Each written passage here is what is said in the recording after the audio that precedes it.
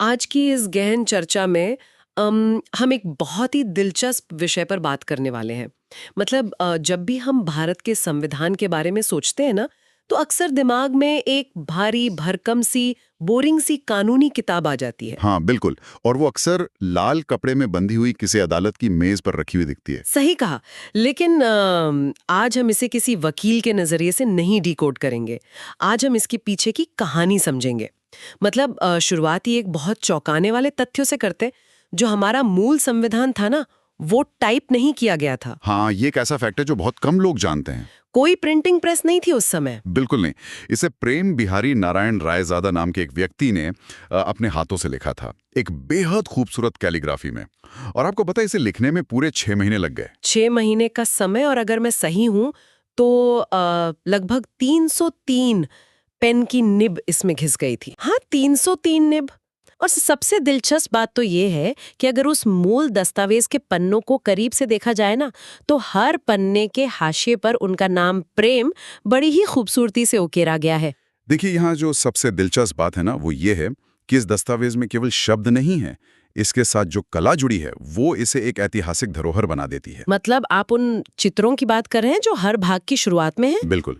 शांति निकेतन के महान कलाकार नंदलाल बोस और उनकी टीम ने इस दस्तावेज के हर भाग पर खास चित्र बनाए हैं। और ये चित्र केवल खाली जगह भरने के लिए नहीं थे। अच्छा, तो उनका कोई खास मतलब था? हाँ, हर चित्र उस विशिष्ट भाग के अर्थ को और उसकी ऐतिहासिक जड़ों को दर्शाता है। तो ये एक ऐसा दस्तावेज है जहां देश का कानून और देश की कला एक साथ सांस लेते हैं। अरे वाह! और आज की हमारी इस चर्चा का मकसद भी ठीक यही है। हमारे सामने जो अलग-अलग नोट्स और आर्टिकल्स का पूरा एक अंबार है, उसमें से इस नियम पुस्तिका के सबसे अहम हिस्सों को गहराई से समझना है। यानी हम अनुच्छेद 1 से लेकर जमीनी स्तर की पंचायतों तक का पूरा सफर तय करने वाले हैं। एकदम सही। हमें ये देखना है कि ये महज कागज का बंडल नहीं है, बल्कि ये हर रोज काम करने वाली एक जीवंत मशीनरी है। तो शुरुआत सीधे इसके पहले पन्ने से करते हैं, जिसे इस दस्तावेज की आत्मा कहा जाता है। मतलब हमारी प्रस्तावना, या जिसे हम प्रीएम्बल कहते हैं। हाँ, प्रस्तावना। चलिए इसे थोड़ा डिकोड करते हैं। ये पन्ना असल में ये तय करता है कि पूरा देश किस दिशा में जाएगा। और यहाँ एक बहुत ही दिलचस्प संरचना है, जिसे हम ट्रिपल SDR के रूप में समझ सकते हैं। ट्रिपल SDR, ये याद रखने के लिए बहुत बढ़िया शॉर्टकट है ना? यानी सॉवरन, सोशलिस्ट, सेक्युलर, डेमोक्रेटिक और रिपब्लिक। प्रभुत्व संपन्न, समाजवादी, पंथनिरपेक्ष, लोकतांत्रिक और गणराज्य। लेकिन यहाँ इतिहास का एक बहुत बड़ा मोड़ भी है। जी, क्योंकि ये पांचों शब्द शुरुआत से एक साथ नहीं थे प्रस्तावना में। बिल्कुल सही। 1976 में जब देश में आपातकाल लगा हुआ था, तब 42वें संविधान संशोधन के जरिए प्रस्तावना में समाजवादी, पंथ निरपेक्ष और राष्ट्र की अखंडता जैसे शब्द जोड़े गए थे। और ये ऐतिहासिक संदर्भ बहुत जरूरी है। इन शब्दों को जोड़ने का उद्देश्य उस समय की राजनीतिक विचारधारा को संविधान के मूल ढांचे के साथ अलाइन करना था। बिल्कुल। और जब ये तय हो गया कि राष्ट्र का स्वरूप कैसा होगा, तो अगला सबसे तार्किक कदम ये था कि इस राष्ट्र की जमीन क्या है, मतलब इसकी भौगोलिक सीमा आखिर है क्या। और यहीं पर अनुच्छेद 1 आता है, जो बहुत स्पष्ट रूप से घोषणा करता है, India, that is Bharat, shall be a union of states. India अर्थात भारत राज्यों का एक संघ होगा। हाँ, क्योंकि देखिए, भारत कोई ऐसा देश नहीं था जो पहले से बना बनाया मिल गया हो। इसे कई 100 रियासतों को जोड़कर एक संघ बनाया गया था। तो जब भौगोलिक सीमा तय हो गई, तो अगला सवाल तो यही उठता है कि उस सीमा के भीतर रहने वाले लोग कौन हैं, उनकी कानूनी पहचान क्या है। और यहीं से भाग 2 शुरू होता है, जो नागरिकता या सिटीजनशिप की बात करता है। हाँ, और नागरिकता को लेकर जो मॉडल चुना गया ना, वो ब्रिटेन के संविधान से लिया गया था। मतलब एकल नागरिकता या सिंगल सिटीजनशिप। बिल्कुल, ये बहुत ही सोच समझ कर लिया गया फैसला था उस समय। अगर हम इसे रोजमर्रा की जिंदगी के एक उदाहरण से समझें, तो क्या हम कह सकते हैं कि ये नागरिकता एक तरह के एक्सक्लूसिव मेंबरशिप कार्ड की तरह है? एक्सक्लूसिव मेंबरशिप कार्ड, हाँ, ये काफी हद तक वैसा ही है। मतलब एक ऐसा क्लब जहां की सदस्यता बहुत सख्त है। आप एक ही समय में इस क्लब के भी सदस्य रहें और किसी दूसरे देश के क्लब का भी कार्ड अपनी जेब में रखें, ऐसा बिल्कुल नहीं हो सकता। एकदम सही एनालॉजी है। अनुच्छेद 9 इस बात को बिल्कुल साफ कर देता है कि अगर किसी ने अपनी मर्जी से किसी दूसरे देश की नागरिकता ले ली तो उसकी भारतीय नागरिकता उसी पल अपने आप रद्द हो जाएगी। पर मैं सोच रही थी कि ऐसा क्यों? मतलब अमेरिका में तो दोहरी नागरिकता है ना, व्यक्ति देश का भी नागरिक होता है और अपने राज्य का भी। हाँ, अमेरिका का मॉडल अलग है, लेकिन हमें इसके पीछे के क्यों को समझना होगा।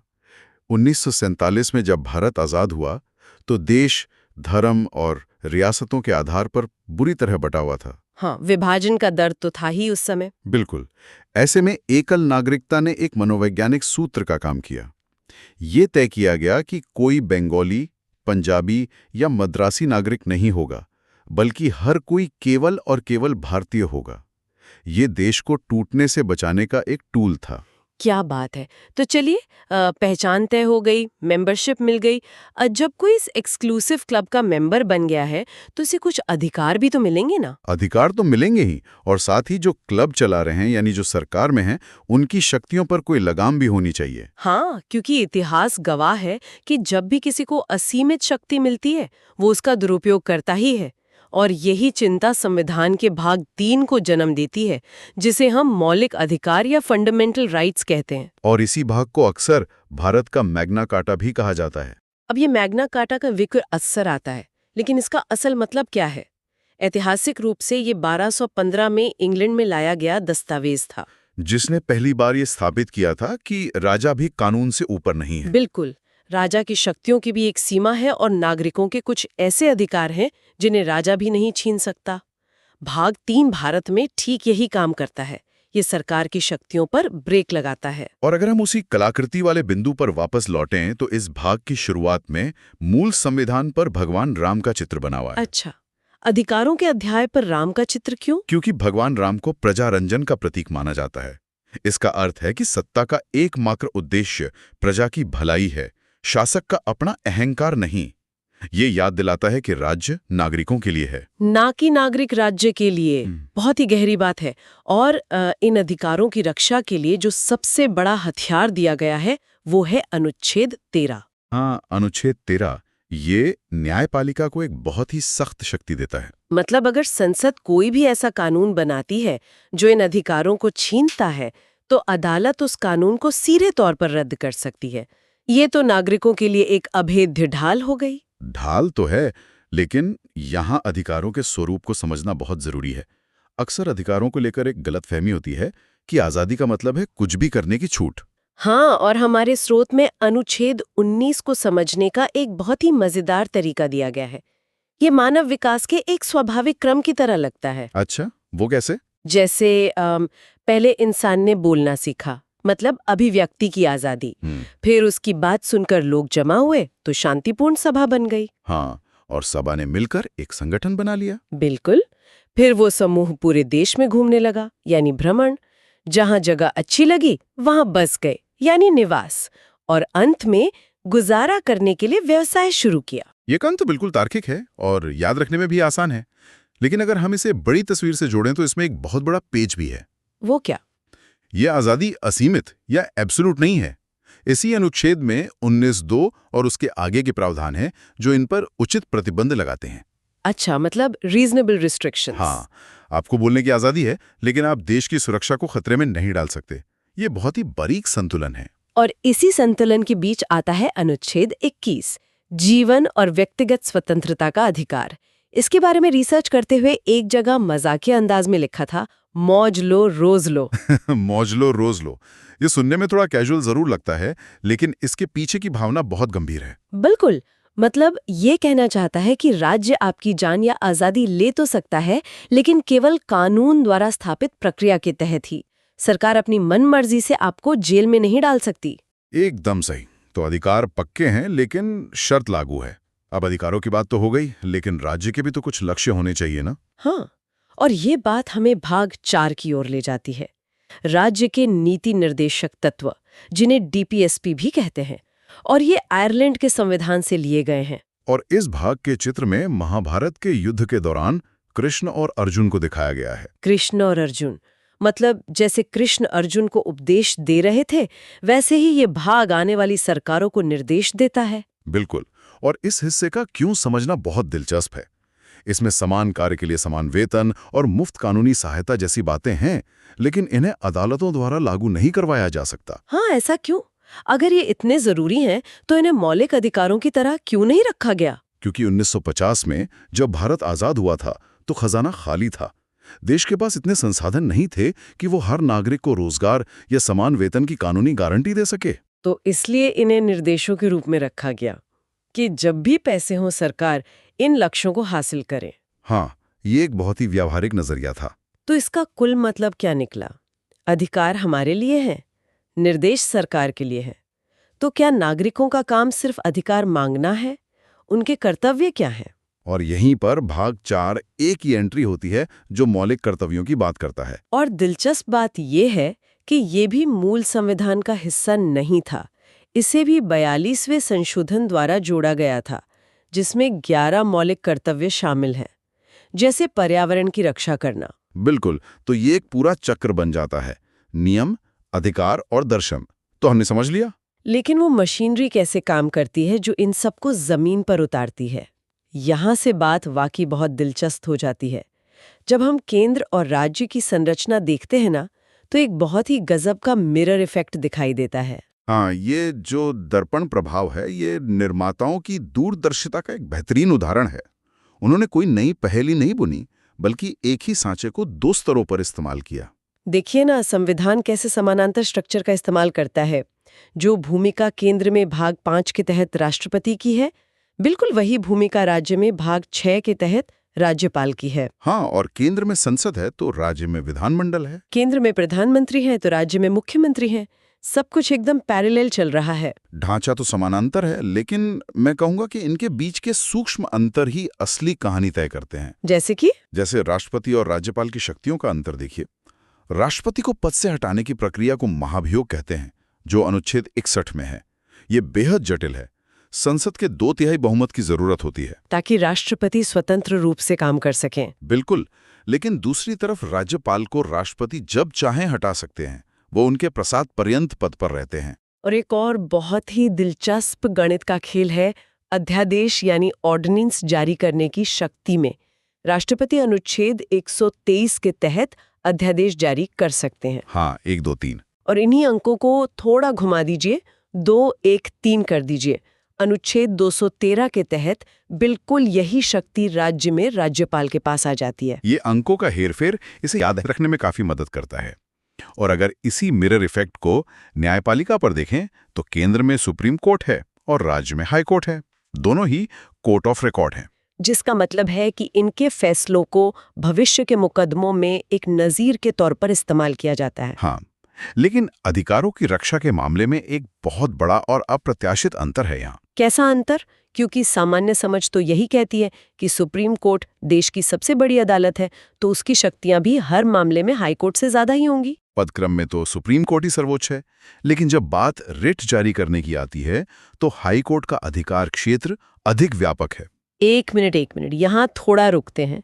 ये रिट असल में काम कैसे करती है? देखिए, रिट को अगर बहुत ही सरल भाषा में समझें तो ये अदालत का एक बेहद सख्त आदेश होता है। जब किसी के मौलिक अधिकारों का हनन होता है तो अदालत सरकार को आदेश देती है कि इस गलत काम को तुरंत रोको। अच्छा, तो ये है रिट। हाँ, अब सुप्रीम कोर्ट अनुच्छेद 32 के तहत रिट जारी कर सकता है, लेकिन केवल तब जब मामला मौलिक अधिकारों का हो। ओके। लेकिन हाई कोर्ट अनुच्छेद 226 के तहत मौलिक अधिकारों के साथ साथ अन्य कानूनी मामलों के लिए भी रिट जारी कर सकता है। तो हाई कोर्ट का दायरा यहाँ बड़ा हो गया। क्या बात है। लेकिन मुझे एक बात खटक रही है। अगर ये दोनों स्तर एक दूसरे के इतने सटीक दर्पण हैं, तो क्या ये साझेदारी सच में आधी आधी है?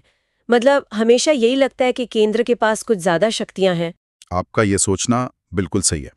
भारत का ढांचा संघात्मक जरूर है, लेकिन इसका झुकाव स्पष्ट रूप से केंद्र की ओर है। इसे यूनिटरी बायस कहते हैं। और ऐसा क्यों किया गया? इसके पीछे भी आजादी के समय का वही डर था, देश के टुकड़े होने का डर।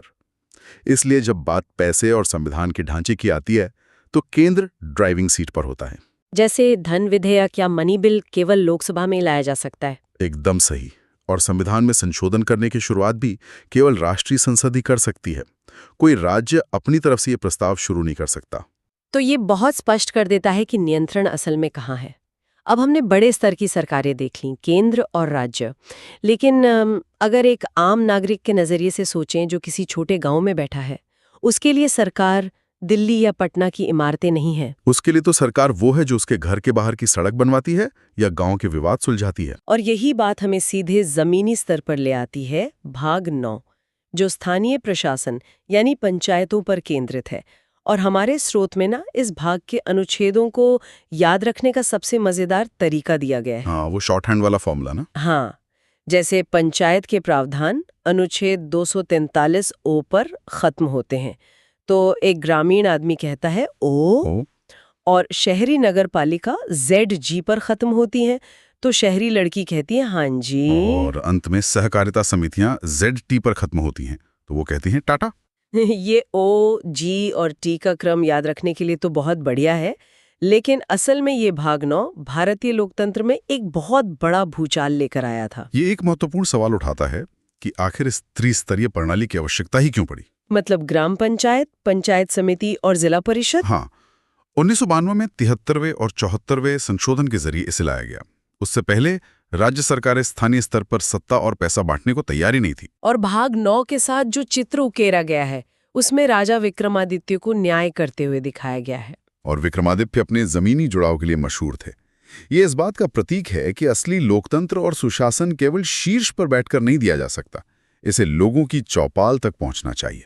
पेन की निब और कैलीग्राफी की बात की थी, तो लग सकता था कि हम सिर्फ एक पुरानी ऐतिहासिक किताब की बात कर रहे हैं जो म्यूजियम में रखी जानी चाहिए। हाँ, लेकिन अनुच्छेद 1 से लेकर जमीनी स्तर तक के इस तंत्र को समझने के बाद ये साबित हो जाता है कि ये महज कागज का बंडल नहीं है। ये इस देश की धड़कन है जो राष्ट्रपति भवन से लेकर ग्राम पंचायत तक सब कुछ सुचारू रूप से चला रहा है। और मैं अंत में यही कहूंगा कि ज्ञान तभी मूल्यवान है जब उसे समझा और लागू किया जाए।